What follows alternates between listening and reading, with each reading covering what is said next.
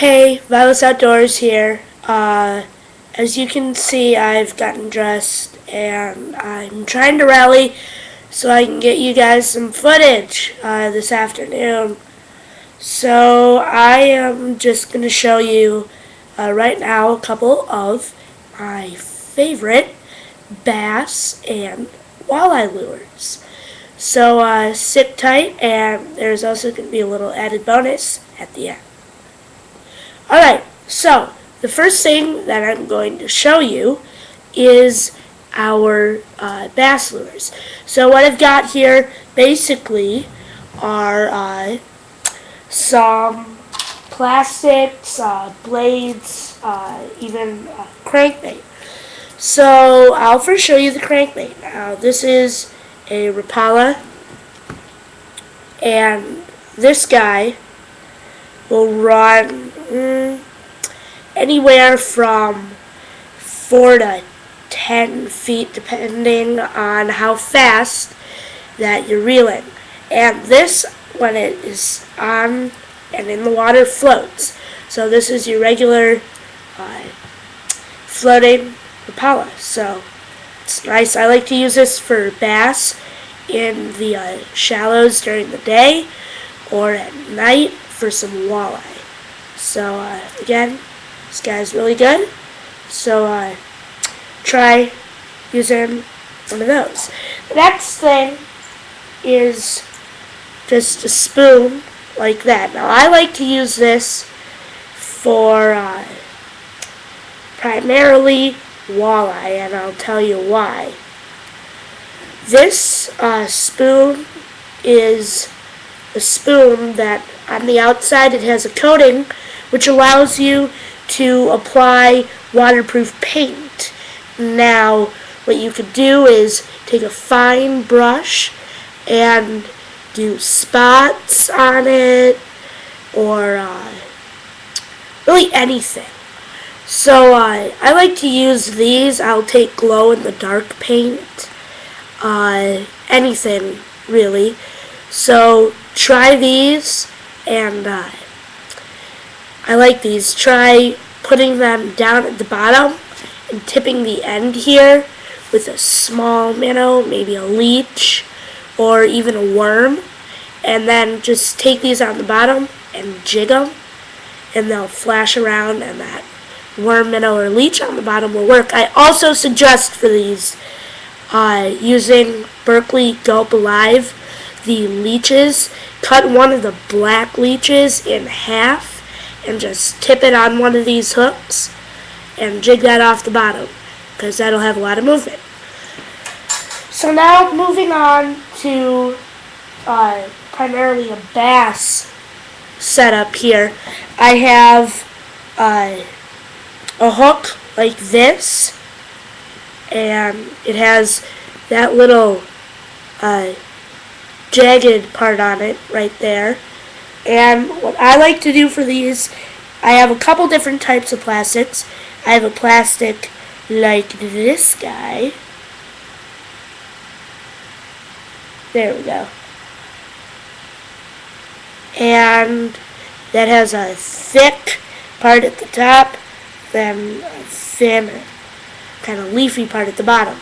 So what I'll do with this is basically take it, go down a little ways, poke it out right there, then slide that up about halfway or so you can see, then take it and turn it over and poke the hook through so just the barb is sticking out. And what will happen with this is it'll just float down like that, and when a bass hits it, what will happen, because when bass go to bite a lure, they'll bite on the end, and that'll pull it. That'll pull the plastic just a little ways down, so you can see the barb there, and then they'll position it and glob it up right there, so you can get them when the barb is over. Now you can use a variety of colors and shapes. So of course that's a black one. I also have lighter in color, and I even have a plastic worm with a little tail on the end. I really suggest these in the summer. And I also have little plastic minnow right there. And you can even use these on a jig for walleye. So again, that's really good, and I like to use those for your bass.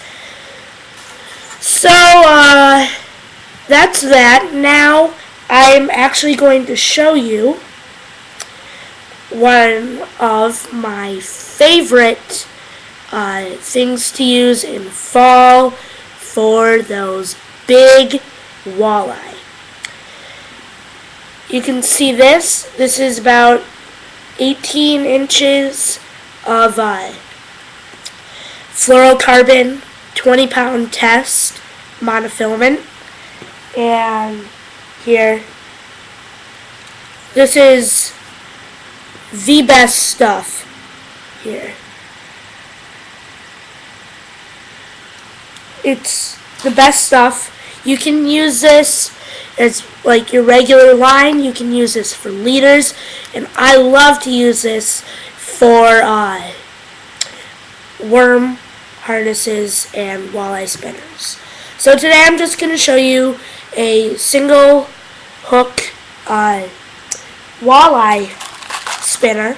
So right now I'm not going to open these up, but I have beads and I have these nice looking blades. And basically what you do here, you can see the tip of that fluorocarbon leader. You just slide on here a couple beads, like 2 beads, 3 beads.